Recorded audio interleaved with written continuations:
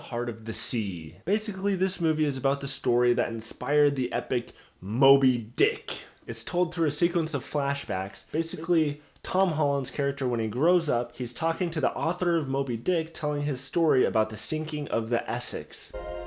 I want you to tell me what happened. Tell me the secret of the Essex. I don't expect a writer to understand, Mr. Melville.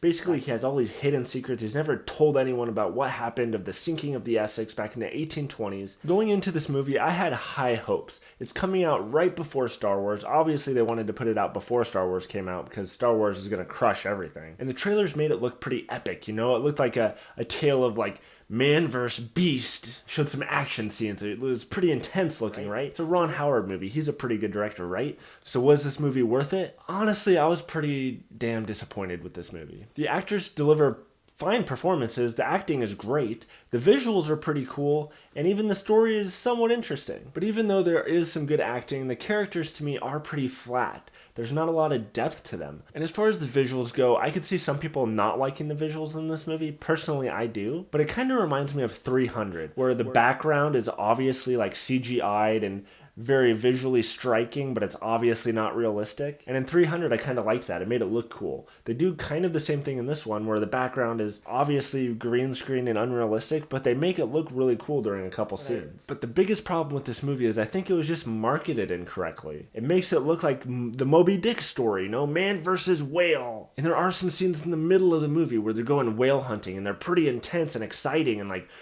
crazy stuff is happening, and the visuals are cool, and it's exciting, and you're like, whoa. And when you see the big whale, they definitely portray him as gihugic, you know? He's just freaking enormous and intense and scary. But all of that happens in the middle of the movie, and after that, it really just kind of comes to a halt. And the rest of the movie is just kind of And because of that, I was just really underwhelmed. The first half of this movie, you know, things are going, you're seeing the crew working on their ship, you kind of see tension between some characters. Say it!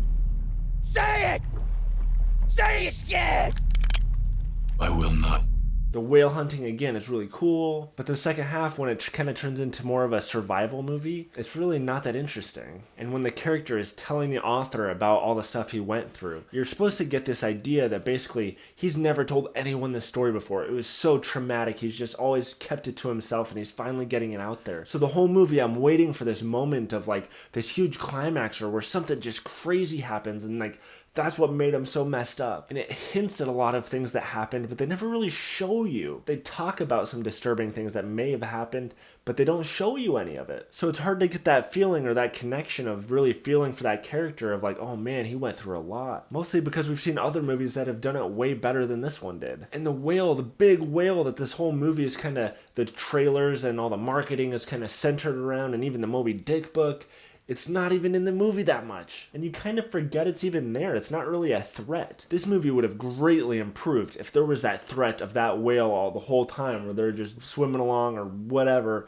and you're just always worried like, oh man, when's that whale gonna pop up because it could really fuck them up right now? But you never have that feeling. You just kind of forget the whale's even there, and then it'll pop up for a second, and then it never really culminates to anything. But honestly, in the end, this is the first movie I'm giving this rating. This movie is a catfish.